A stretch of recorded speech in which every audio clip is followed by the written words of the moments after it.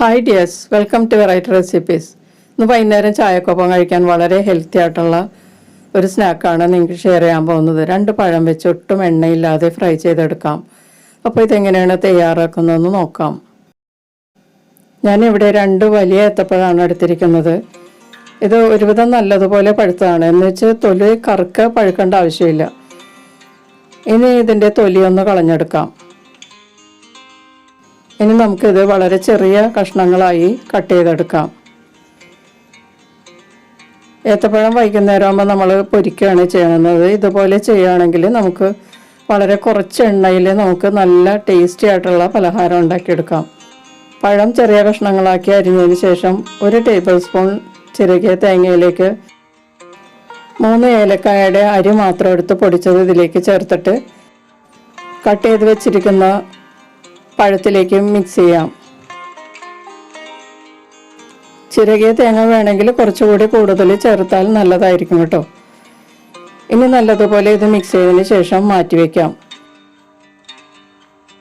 ഇനി ഒരു ബൗളിലേക്ക് 2 കപ്പ് അളവിൽ ഗോതമ്പ് പൊടി ചേർത്ത് കൊടുക്കാം. 1/2 ടീസ്പൂൺ ബേക്കിംഗ് സോഡ ചേർത്ത് ഒന്ന് മിക്സ് ചെയ്ത് കൊടുക്കാം. എന്നിട്ട് നല്ലതുപോലെ ഒന്ന് അരിച്ചെടുക്കാം. ഇതോടൊപ്പം ഈ ചാനൽ ഇതുവരെ സബ്സ്ക്രൈബ് ചെയ്യാത്തവരെ സബ്സ്ക്രൈബ് ചെയ്തൊന്ന് സപ്പോർട്ട് ചെയ്യുക. തൊട്ടടുത്ത് കാണുന്ന ബെല്ലൈക്കണും കൂടി ഒന്ന് പ്രസ് ചെയ്തേക്കാം. ഇനി അരിച്ചെടുത്ത മാവിലേക്ക് 1 ടീസ്പൂൺ പഞ്ചസാര ചേർത്ത് കൊടുക്കാം. ടേസ്റ്റിനുള്ള ഉപ്പും കൂടി ചേർത്തിട്ട് ഒന്ന് മിക്സ് ചെയ്യാം.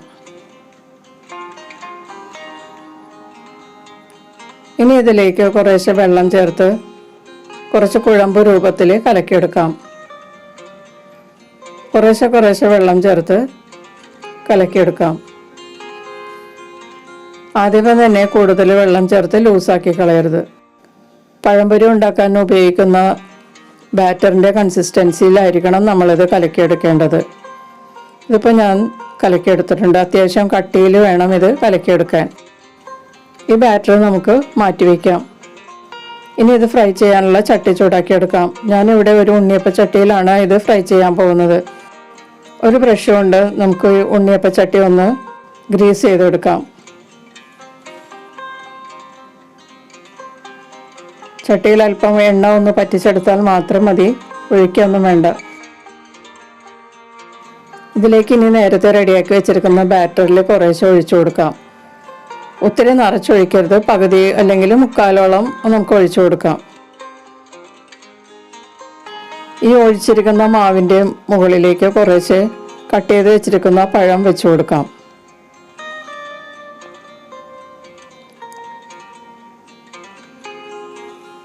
ഇനി നമുക്കിത് മൂടി വെച്ചൊരു 4 മിനിറ്റ് മീഡിയം ഹീറ്റിൽ ഫ്രൈ ചെയ്യാം.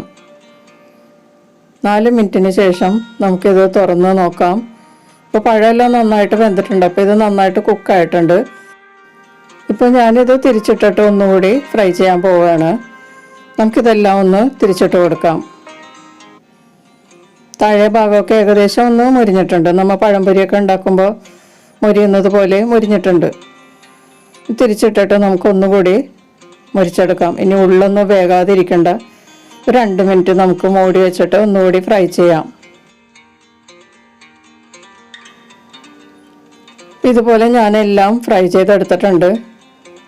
എല്ലാം നന്നായിട്ട് കുക്കായിരിക്കുകയാണ്. ഇനി ബാക്കി കുറച്ച് പഴം നുറുക്കും ബാറ്ററും ബാക്കി വന്നത് ഞാൻ ഇതുപോലെ മിക്സ് ചെയ്തിട്ടാണ് ഞാൻ ഉണ്ടാക്കാൻ പോകുന്നത്. വളരെ കുറച്ചേ ഉള്ളൂ അത്.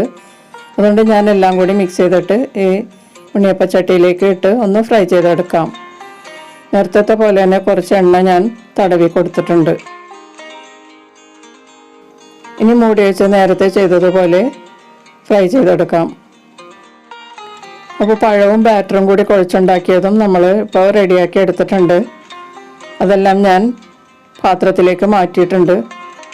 അപ്പോൾ 2 പഴം കൊണ്ട് ചായക്ക് വേണ്ട പലഹാരം റെഡിയായിട്ടുണ്ട്. ഒരു കുട്ട നിറച്ച് പലഹാരമാണ് കിട്ടിയിരിക്കുന്നത്. നല്ല ടേസ്റ്റാണിത്, വളരെ സോഫ്റ്റുമാണ്. വൈകുന്നേരം സ്കൂളിൽ നിന്ന് വരുന്ന കുട്ടികൾക്കൊക്കെ കൊടുക്കുകയും ചെയ്യാം. ചട്ടിയിൽ ഒട്ടും ഫ്രൈ ചെയ്ത എണ്ണ ബാക്കി വന്നിട്ടില്ല.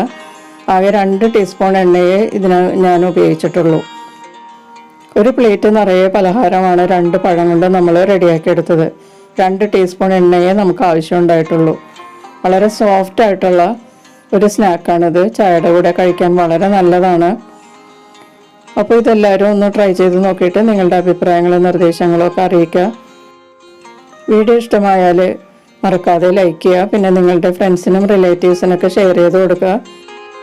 നമുക്ക് വീണ്ടും മറ്റൊരു റെസിപ്പിയുമായി കാണാം. Thank you.